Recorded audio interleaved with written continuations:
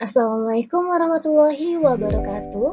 Selamat datang kembali pada perkuliahan materi terakhir dari teknik reaksi kimia 3, yaitu reaksi fermentasi mikroba bersama saya Rahmati Eskasari. Jadi pada materi yang terakhir ini, setelah kemarin belajar mengenai reaksi fermentasi untuk enzimatis, sekarang kita belajar reaksi fermentasi pada mikroba. Sama seperti yang lalu, pada materi ini kita akan belajar mengenai bagaimana reaksi fermentasi mikroba terjadi dan juga bagaimana perancangan reaktor dari fermentor mikroba. Sebelum teman-teman belajar memulai mempelajari materi ini, saya persilahkan untuk berdoa terlebih dahulu. Fermentasi adalah proses terjadinya penguraian senyawa-senyawa organik untuk menghasilkan energi serta terjadi perubahan substrat menjadi produk baru oleh mikroba. Apa saja yang akan kita pelajari pada pertemuan ini? Yang pertama adalah pertumbuhan dari sel, yang kedua adalah stoikiometri dari sel, baik itu stoikiometri untuk pertumbuhan sel, konsumsi substrat, dan juga pembentukan produk. Yang ketiga adalah kinetika reaksinya. Keempat, proses fermentasi untuk sistem batch. Dan yang kelima adalah chemostat, yaitu RATB untuk fermentasi mikroba. Kita mengulang materi yang lalu, sudah saya jelaskan sedikit mengenai fermentasi mikroba. Jadi secara umum fermentasi mikroba ini adalah ada sel mikroba ditambah dengan carbon source-nya, yaitu substrat kita, dan nutrisi-nutrisi yang dibutuhkan oleh mikroba itu sendiri. Nitrogen sebagai nutrisi makanan, oksigen jika bakterinya adalah bakteri aerobik, dan fosfat juga sebagai makanan atau nutrisi dari si bakteri atau mikroba ini. Semuanya ini, sel carbon source, nitrogen source, oksigen source, fosfat source ini disatukan dalam kultur media kulturnya, dan kultur ini akan sangat bergantung pada kondisinya, yaitu pH, temperatur, dan lain sebagainya.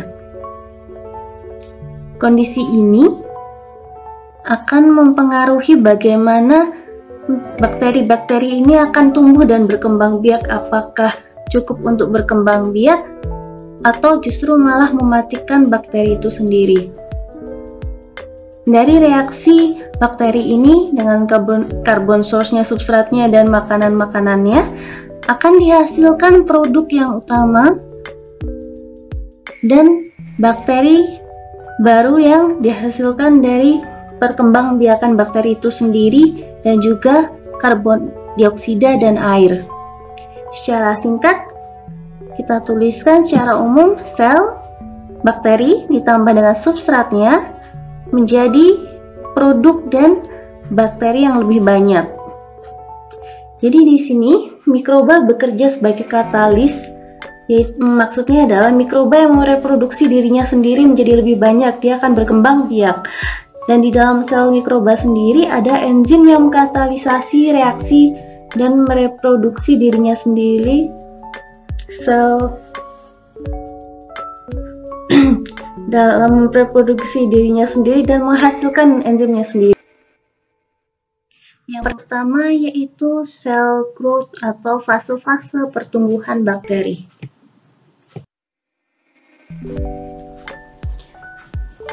Fase-fase pertumbuhan bakteri ada 4 fase. Jadi di sini ada grafik antara logaritmik konsentrasi mikroba yang hidup terhadap waktu.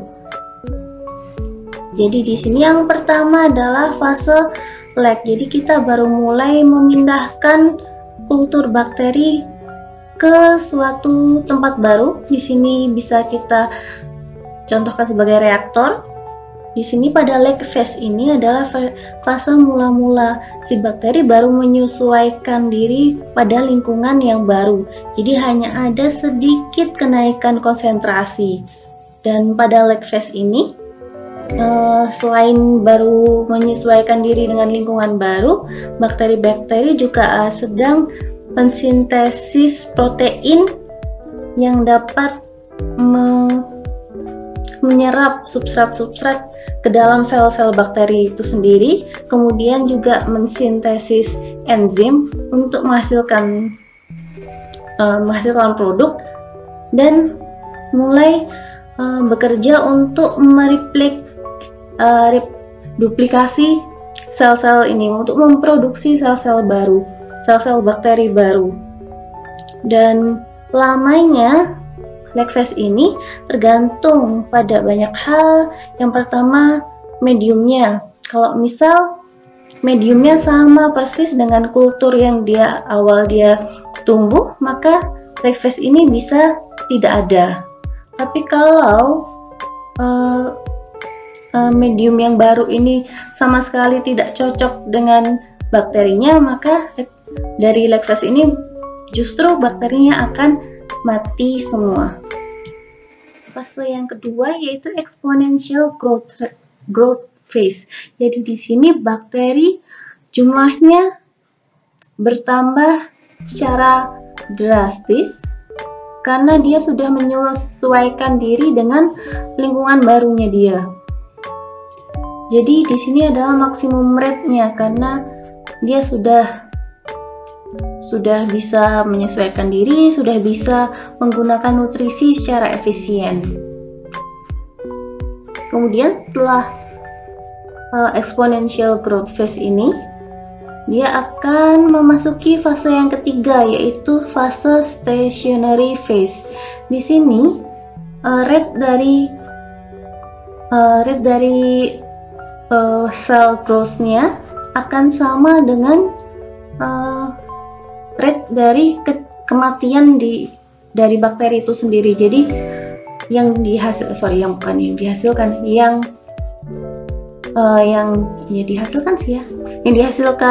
dari replikasi bakteri ini akan kecepatannya akan sama dengan yang bakteri-bakteri yang mati. Kenapa? Karena di sini misal di sini adalah batch, nutrisinya lama-kelamaan akan berkurang. Jadi dia antara yang mati dengan yang dihasilkan lagi akan sama. Jadi di sini seakan-akan tidak ada pertumbuhan bakteri yang baru. Banyak dari antibiotik ini yang dihasilkan pada fase stationary. Misal penisilin, dia akan produksi penisilin ini dihasilkan pada fase stationary phase. Selain itu, karena adanya toxic material atau asam yang dihasilkan dari reaksi itu sendiri juga akan mempengaruhi kematian dari sel-sel bakteri yang ada. Sampai akhirnya yang mati akan lebih banyak dari yang dihasilkan, yang direplikasi dari bakteri. Akan menuju ke fase yang keempat yaitu death phase, di mana kematian bakteri akan terjadi karena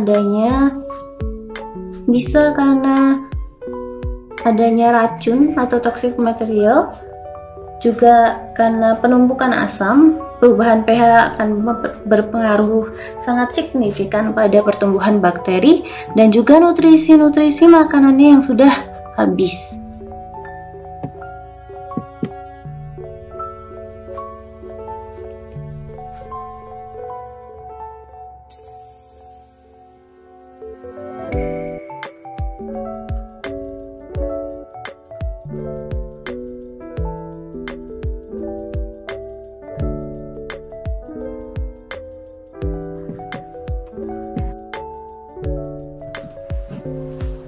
Bagian yang kedua yaitu stoichiometry pada fermentasi mikroba.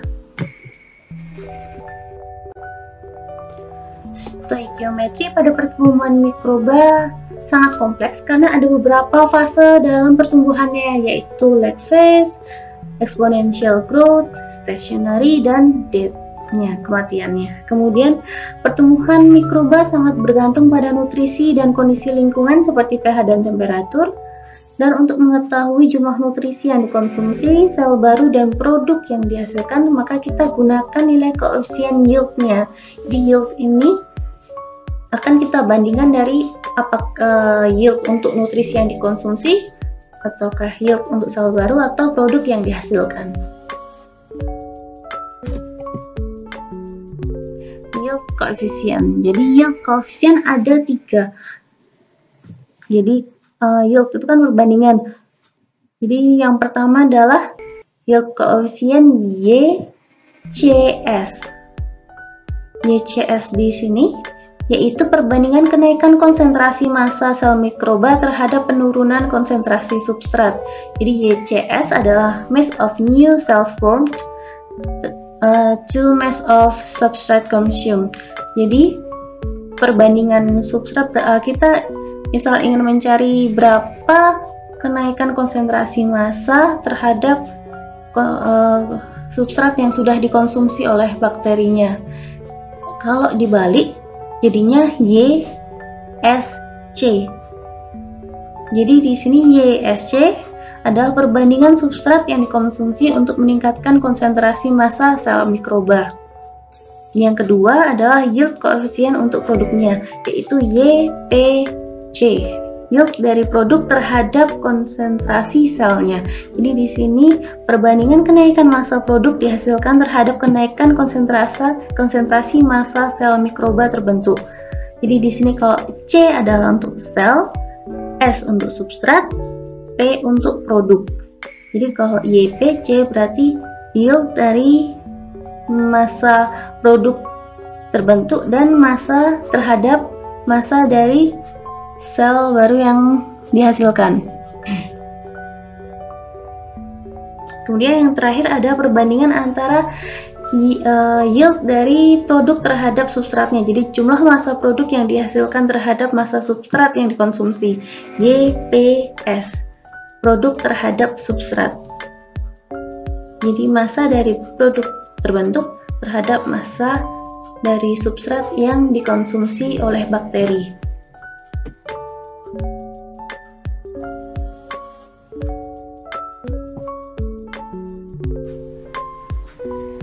Bagian ketiga yaitu rate laws atau persamaan kinetika reaksi untuk fermentasi mikroba.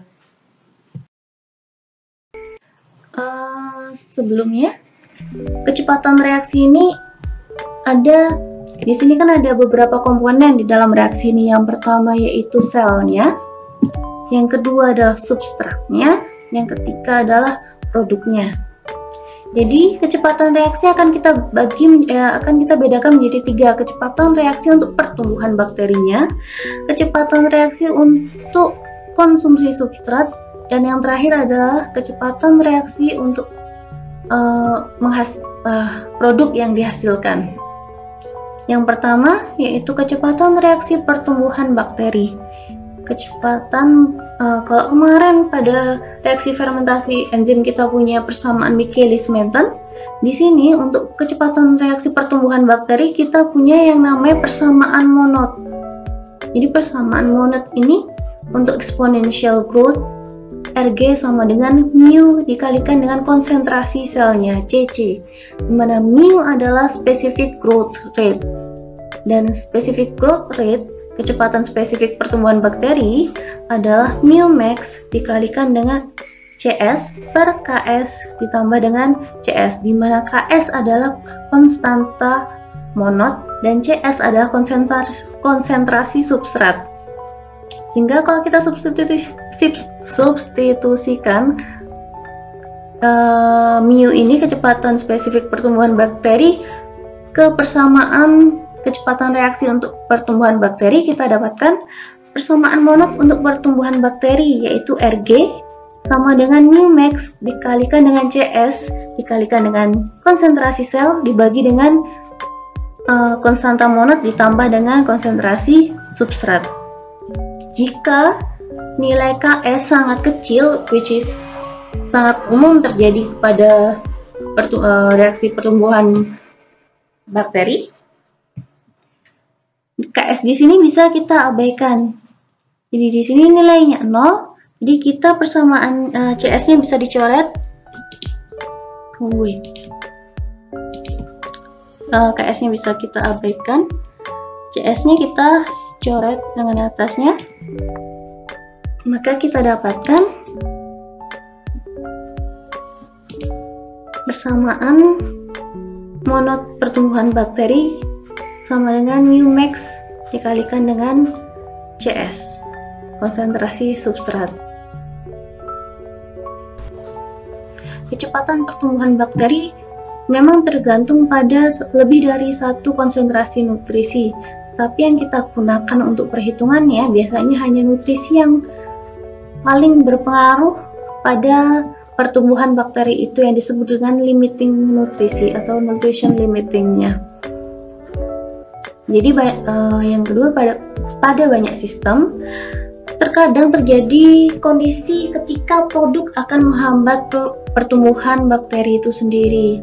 Jadi ketika kita berhubungan dengan kasus ini, di mana produknya akan menghambat atau menjadi toksik, menjadi racun bagi bakteri, persamaan yang kita gunakan adalah Rg,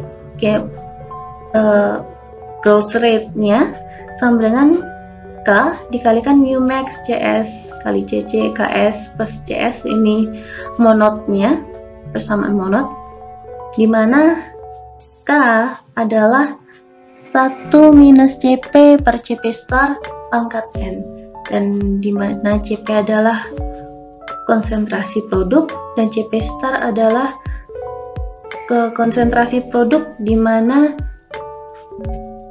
si bakteri mulai konsentrasi ketika si bakteri akan mulai mati, dan N adalah empirical constant.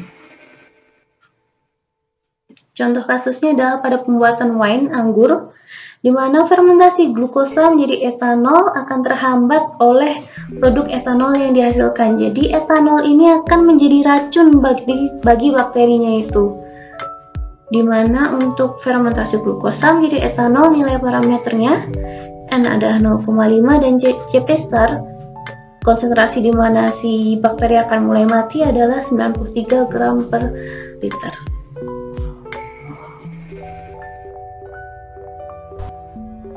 Kita tinjau yang kedua, yaitu kecepatan reaksi pada pembentukan produk. Jadi produk ini dapat dihasilkan pada fase pertumbuhan bakteri yang berbeda. Jadi ada dua, pada fase exponential growth dan pada fase stationary. Kita abaikan ketika fase lag phase, karena pada fase lag phase si bakteri ini baru penyesuaian diri, jadi biasanya belum ada produk yang dihasilkan, kalaupun ada pasti sangat sedikit. Dan pada fase death rate itu juga biasanya yang dihasilkan juga tidak terlalu banyak karena lebih banyak racunnya, jadi lebih banyak mungkin build up asidnya atau asamnya yang terbentuk, jadi konsentrasi produknya biasanya akan sangat rendah pada fase-fase death rate-nya. Jadi ada dua, kita tinjau pada fase exponential growth dan pada fase stationary. Yang pertama, jika pembentukan produk hanya terjadi pada fase exponential growth, maka kecepatan pembentukan produk adalah Rp, kecepatan reaksi pembentukan produk, sama dengan yield dari produk terhadap sel dikalikan dengan rate dari pertumbuhan bakteri. Jadi YPC, yield dari produk terhadap sel yang dihasilkan, dikalikan dengan rate dari cell growth-nya, di mana Rg adalah mu dikalikan dengan konsentrasi sel, dan mu adalah mu max dikalikan dengan Cs dibagi dengan Ks plus Cs. Yang kedua, jika pembentukan produk hanya terjadi pada fase stationary, pada fase statis. tidak rate kematian sama dengan rate yang dihasilkan, maka rate dari bakterinya ya, bukan produknya. Maka kecepatan pembentukan produk adalah RP, rate dari pembentukan produk, sama dengan Y dikali Y pada yield dari produk terhadap substratnya dikalikan dengan rate konsumsi substrat. Kita belum sampai ke rate yang RS ini, belum, nanti RS akan kita bahas setelah ini, dimana RS adalah kecepatan reaksi konsumsi nutrisi tambahan. RP sama dengan KP CSN CC per KSN ditambah CSN. Jadi SN ini secondary nutrition, nutrisi tambahan, nutrisi yang ditambahkan agar, jadi kalau fase stationary ini kan si bakteri mulai matinya banyak, rate dari bakteri mati sama bakteri yang dihasilkan ini akan sama. Jadi agar tetap menghasilkan produk, harus ada nutrisi yang ditambahkan ke dalam reaktor agar tetap agar tidak masuk ke fase kematian. Jadi nutrisi tambahan atau secondary nutrisinya adalah nutrisi yang ditambahkan agar dari fase stationary ini tidak masuk ke fase death rate. Ini adalah kecepatan reaksi pembentukan produk pada fase stationary.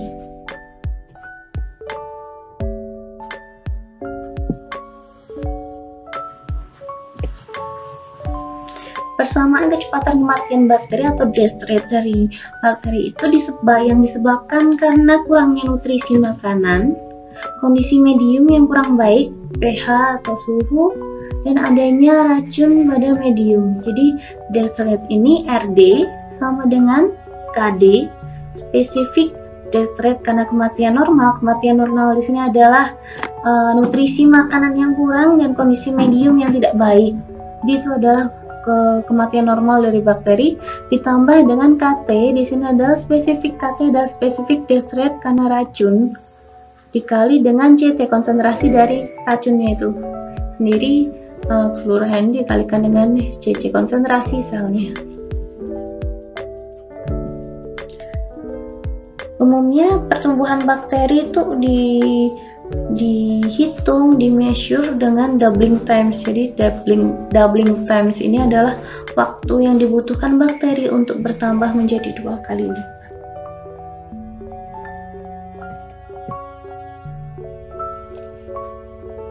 Yang terakhir adalah utilisasi substrat atau kecepatan reaksi konsumsi substrat.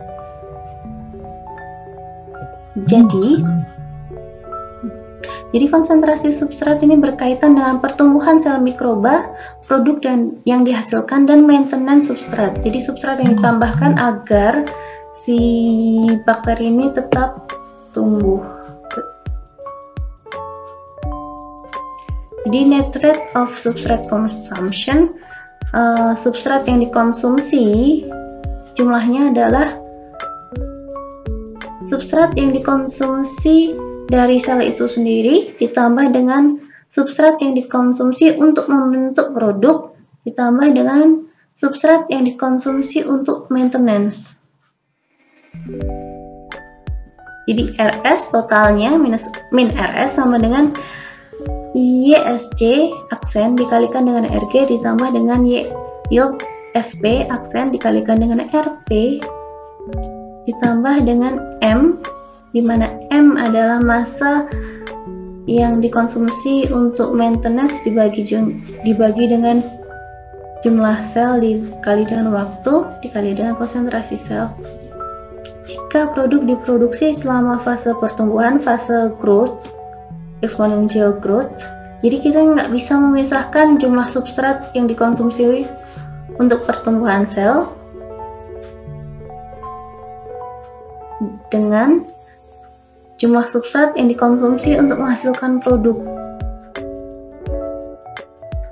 Jadi dua ruas di sini kita sederhanakan menjadi satu komponen.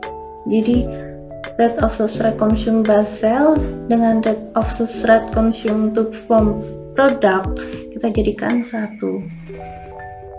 Jadi semua substrat yang dikonsumsi untuk pertumbuhan dan untuk pembentukan produk kita satukan menjadi satu yield stoichiometric, dan laju hilangnya substrat jadinya adalah minus RS sama dengan YSC, yield dari substrat terhadap sel yang dihasilkan dikalikan dengan RG, rate of growth dari bakterinya, ditambah dengan M dikalikan dengan konsentrasi sel, dimana kecepatan pembentukan produk adalah RG dikalikan dengan yield dari produk terhadap selnya.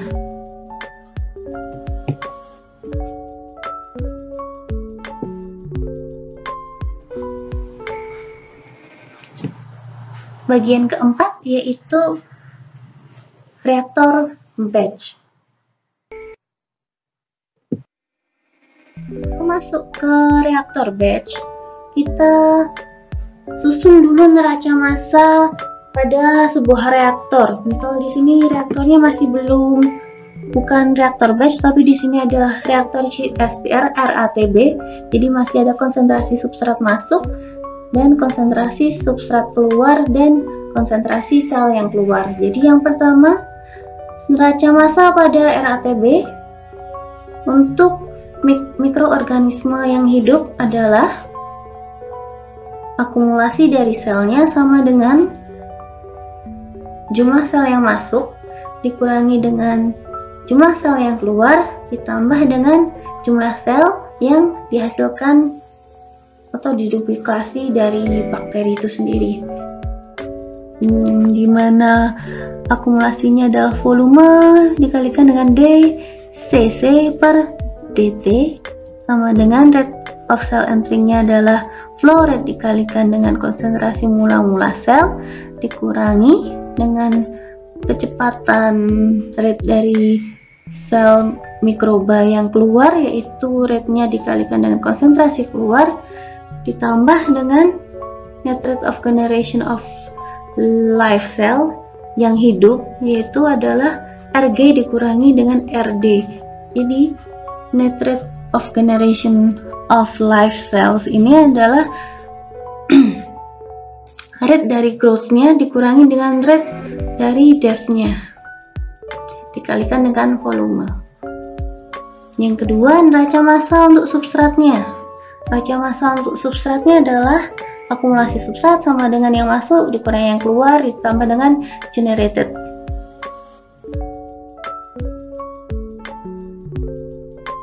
Dimana akumulasinya adalah VDCS per dt sama dengan yang masuk adalah rate-nya dikalikan dengan konsentrasi substrat mula-mula dikurangi dengan yang keluar, yaitu V0 rate-nya dikali dengan flow rate-nya, flow rate dikalikan dengan konsentrasi substrat yang keluar ditambah yang generated adalah RS, kecepatan substratnya konsumsi dikalikan dengan volume.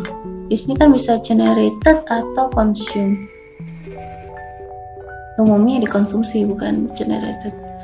Kemudian umumnya nilai C0 adalah 0. Jadi konsentrasi sel mula-mula umumnya adalah 0 untuk flow reaktor atau RATB.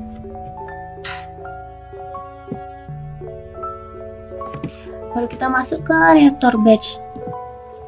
Jadi reaktor batch untuk reaktor fermentor batch. Di sini kita di dalamnya udah punya medium, ada pengaduk di dalamnya, kemudian udara dimasukkan melalui sparger, jadi dia akan didistribusikan ke dalam reaktor ini. Kemudian ada pengaduknya dan di bawah akan dikeluarkan. Bakterinya sudah di dalam si medium ini. Jadi di dalamnya sudah berisi medium. Tidak ada yang masuk, tidak ada yang keluar. Jadi pada sistem batch nilai yang masuk tadi flow rate masuk V sama dengan V0 sama dengan 0, jadi flow rate-nya sama dengan 0, tidak ada yang masuk, tidak ada yang keluar, tidak ada yang masuk dan tidak ada yang keluar. Jadi tadi yang slide sebelumnya dicoret bagian in sama outnya, kita tinggal punya komponen yang terakhir, yaitu sel yang generated Rg minus Rd dikalikan dengan volumenya. Rate of growth dikurangi rate of death kalikan dengan volume. Karena ketiganya ada volume, kita coret semua volumenya. Kita dihasilkan untuk neraca massa sel mikroba adalah dCc per dt sama dengan rate of growth minus rate of death. Yang kedua, neraca massa untuk substratnya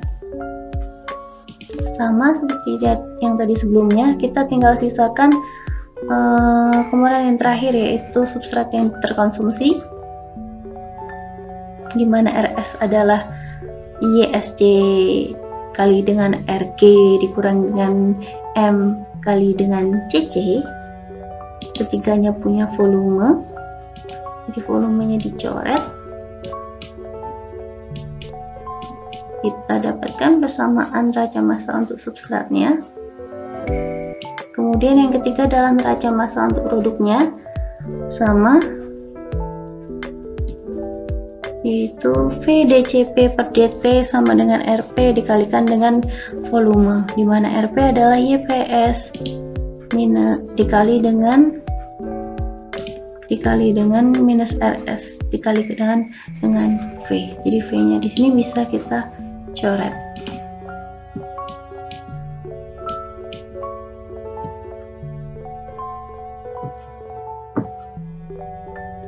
Jadi ketiga persamaan ini bisa kita gunakan untuk mencari grafik konsentrasi sel, substrat, dan produk terhadap waktu. Bagian yang kelima yaitu chemostats. Apa itu chemostats? Chemostats adalah reaktor alir tangki berpengaduk untuk fermentasi mikroba. Jadi dia adalah CSTR RATB untuk fermentasi mikroba. Jadi chemostats adalah RATB yang digunakan pada fermentasi mikroba, dilengkapi dengan monitoring equipment dan pH controller. Jadi dia bisa mengontrol pH-nya dan juga bisa mengontrol kecepatan pertumbuhan sel mikroba dengan mengatur flow rate dari mediumnya. Jadi di sini kita punya reservoir untuk medium yang steril, dipompakan menuju chemostat, di mana chemostat ini ada stirrernya, kemudian ada spargernya, jadi udaranya juga untuk reaksi aerobik. Udara dikompresi melalui air filter karena dia harus steril agar tidak terjadi kontaminasi. Udara akan didistribusikan ke dalam chemostat dengan sparger, di mana kondisi di dalam chemostat ini akan dikontrol dengan pH controller dan akan dihasilkan produknya. Jadi di sini terjadi secara kontinu. Udaranya dipompa secara kontinu, begitu pula mediumnya juga dipompa secara kontinu.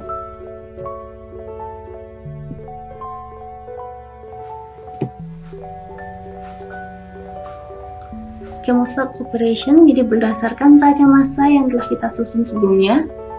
Kita gunakan parameter baru yang umum digunakan pada fermentor, yaitu dilution rate atau D, di mana D adalah flow rate dibagi dengan volume. Jadi ini kebalikan dari tau. Jadi kalau di D, kalau biasanya kita RATB kita punya tau atau waktu tinggal, di sini ada dilution rate, kebalikannya dari tau.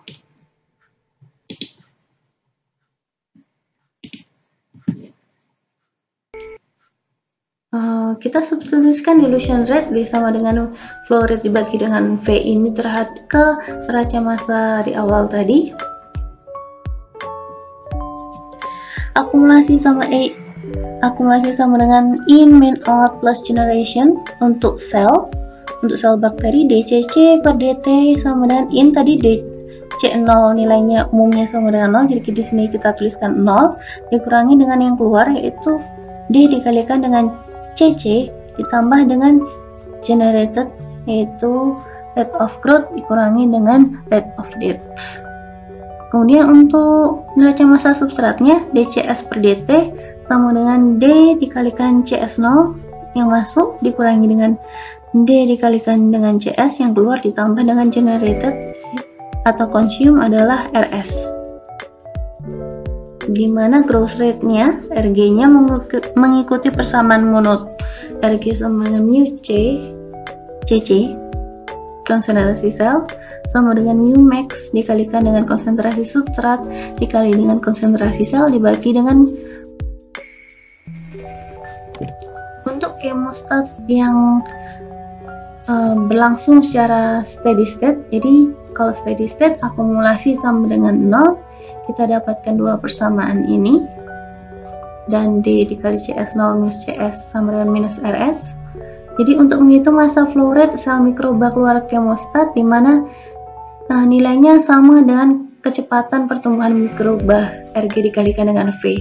Jadi di sini MC adalah CC dikalikan dengan V0 sama dengan kecepatan pertumbuhan mikroba RG rate of growth dikalikan dengan volume. Jadi di mana RG adalah mu dikalikan dengan CC dibagi dengan persamaan ini, kemudian kita bagi dengan konsentrasi sel dikali dengan volume, kita dapatkan D sama dengan mu. Jadi di sini kita dapatkan bahwa specific growth rate D sama dengan mu ini kan specific growth rate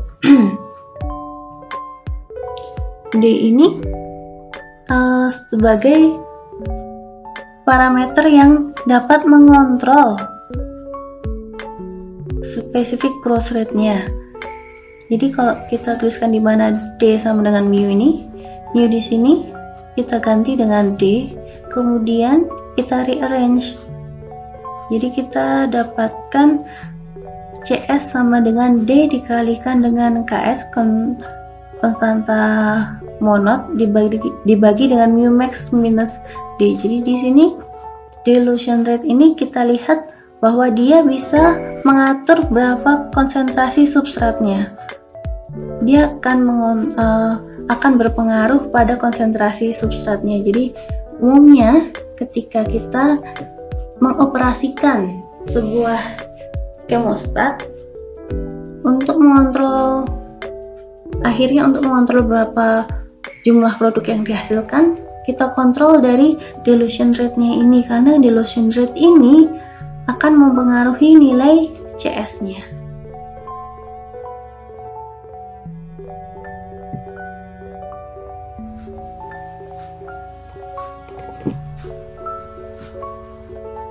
Kita assume nutrition is limiting.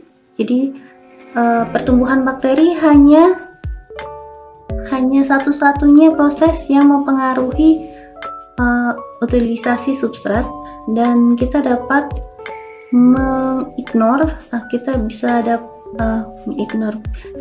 kita abaikan cell maintenance-nya. Jadi stoichiometrinya menjadi, ini kan tadi rate of consume ini bisa jadi 1, kemudian di sini kita abaikan, jadi MC sama dengan 0. Kita dapatkan RS minus RS, substrat yang dikonsumsi adalah RG dikalikan dengan YSC, di mana CC sama dengan YCS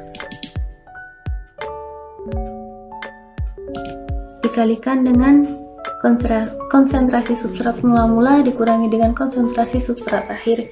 Kita substitusikan nilai ini, CS-nya kita substitusikan dengan nilai konsentrasi substrat yang sebelumnya kita dapatkan persamaan untuk konsentrasi Alhamdulillahirrahmanirrahim, kita sudah menyelesaikan semua materi di mata kuliah Teknik Reaksi Kimia 3. Jika masih ada yang belum paham ingin ditanyakan, silahkan. Saya persilakan menghubungi saya secara langsung. 2 minggu lagi kita akan melaksanakan ujian akhir semester pada materi TRK 3 ini, dari reaktor trickle bed sampai yang terakhir ini reaksi fermentasi mikroba. Insya Allah kita akan melaksanakan pertemuan secara tatap muka untuk mereview semua materi ini. Terima kasih sudah mengikuti perkuliahan ini secara online, dan jika ada salah kata dan masih banyak kekurangan, saya mohon maaf. Terima kasih atas atensinya. Selamat belajar, semoga sukses. Wassalamualaikum warahmatullahi wabarakatuh.